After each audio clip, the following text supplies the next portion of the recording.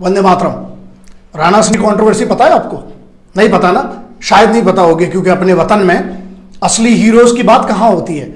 नकली चरसी घरदुल्लों का ट्रेंडिंग चलता रहता है सुबह से रात तक। राणा सिंह करके एक सिपाही है जो श्रीनगर कश्मीर में, मालूम है क्यों तैनात है? हिंदुस्तानी फौज का सिपाही इसलिए तैनात है कि तुम्हारे हमारे यहां पर सिविल में जहां पर भी आप हैं वहां पर आपके घरों को कोई आके कब्जा ना कर सके, या आप पर कोई आपको घसीट के, वो आतंकवादी अंदर आके आपको गोली ना मारे और आपको घसीट के आपको मारे ना, है ना, इसलिए वो वहां पर है। लेकिन उसके साथ क्या हुआ पहले सुनो और फिर उसके बाद इस पर बात करेंगे। सर मेरा नाम राणा सिंह है। सर मैं श्रीनगर में अभी तैनात हूँ, सेना में कार्यरत हूँ। घटना ये हुई कि हमारे पड़ोसी हैं एक लोग, तो जो हमारा पीछे खेत है उस पे जबरदस्ती मिट्टी डाल रहे थे या कुछ भी, तो हमने उनको ये समझाया कि भाई हमारे घर में कोई नहीं है, हमारे पिताजी नहीं है, आप मिट्टी मत डालो। उसके बाद वो चले गए। उसके बाद हमारे ग्राम प्रधान रामू मिश्रा उसको रात में 3 बजे थाने भिजवा के मेरे नाम एप्लीकेशन दिलाया। उसके बाद अनिल कुमार विश्वकर्मा और हरिंदर जाट 2 सिपाही आए, बोला कि तुमको एसओ साहब याद कर रहे हैं और चलो थाने जल्दी।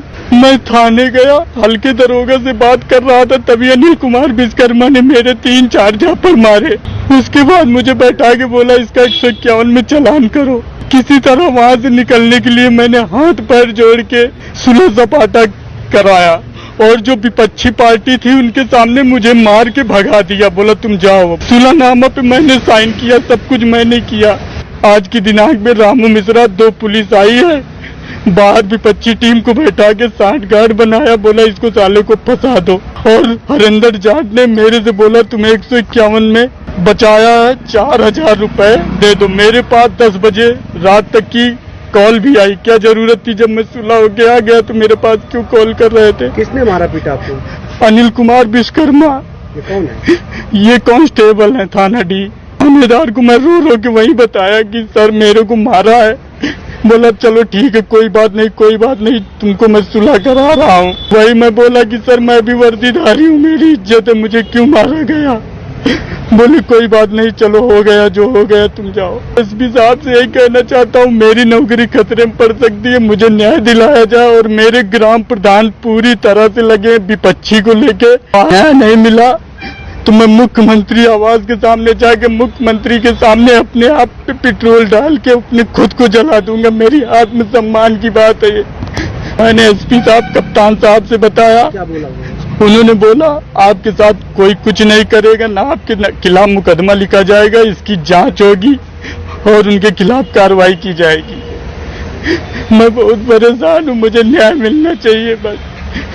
हिंदुस्तानी फौज के एक सिपाही को एक कांस्टेबल पुलिस का मारता है। वहां का जो ग्राम पंचायत का जो अध्यक्ष है, जो भी है वहां का, उनका सरपंच जो भी है, वो इस पूरी साजिश में, मतलब जमीन के उसको हड़पने में साथ देता है। और इसकी कोई ना न्यूज बनती है, देख लेना कहीं पर भी, ना ये ट्रेंडिंग होगा, ना इसकी कोई न्यूज बनती है। 2.5-3 मिनट की क्लिप है, मेरे पास जैसे आई मैं आधे घंटे के अंदर रिएक्ट कर रहा हूं। बहुत ज्यादा बिजी हूं अभी भी, लेकिन मेरे लिए जरूरी था, क्योंकि ये आपको समझना पड़ेगा। मतलब उस सिपाही के घर में जो श्रीनगर में पोस्टेड है, अपने गांव आता है, मुझे एग्जैक्ट ना अभी लोकेशन पता है, लेकिन मैं ये कहता हूं आपके पास जो भी जानकारी है इस सिपाही की, मेरे साथ शेयर कीजिए। और जहां पर भी होगा और जिस भी राज्य का ये होगा, उस वहां के हाई कोर्ट में मैं इसका साथ देने तैयार हूं। मेरी टीम, मेरी पूरी लीगल टीम, मेरे काउंसिल सब लगेंगे। इसमें एक चीज सुनिए कि कप्तान साहब, मतलब जो सुपरिटेंडेंट ऑफ पुलिस है, एसपी नॉर्थ का ही लग रहा है, क्योंकि कप्तान साहब वही बोला जाता है कि आईपीएस अधिकारी को जो वहां पर एसपी होते हैं। लेकिन अगर जिला और हर चीज आपके पास अगर जानकारी और मुझे दे सकते हैं, दीजिए, पहुंचाइए, कमेंट्स में लिखिए। और इस पर ना इनको रगड़ना पड़ेगा, कैसे? कानून के तरीके से।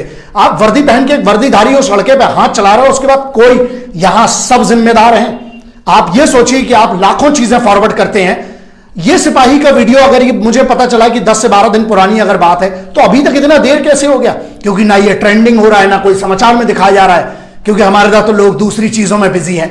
मुद्दा यहां यह नहीं कि कौन किस में बिजी है, मुद्दा यह है कि आप किस में बिजी हैं। आपकी कोई जिम्मेदारी नहीं बनती।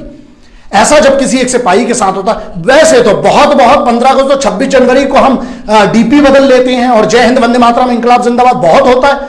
अब क्या नहीं, अगर आप सबको लगता है कि कोई भी सिपाही का अपमान नहीं होना चाहिए, तो यह आपकी और मेरी और सबकी जिम्मेदारी है जो इस वतन को सुरक्षित देखना चाहते हैं, बेहतर देखना चाहते हैं। वो वहां सिपाही जो है वो बॉर्डर पे रक्षा किस लिए कर रहा है? इसलिए कि जब वो अपने गांव आए उसके ऊपर एक कांस्टेबल उसको मारे और वहां के गांव का सरपंच एक षड्यंत्र रखे जहां उसकी जमीन, वो तुम्हारी हमारी जमीन, वहां पर इस भारत माता की रक्षा करने, उसके साथ ये दुराचार होता है और सब चुप रहते हैं। ध्यान रखना, अगर ये सिपाही के साथ उसके घर में, उसके जमीन के खेत में ये हो रहा है, तो जब तुम्हारे ऊपर होगा या तुम्हारे घर या तुम्हारे साथ वाले के ऊपर होगा तो फिर रोना मत, क्योंकि आज तुम चुप हो।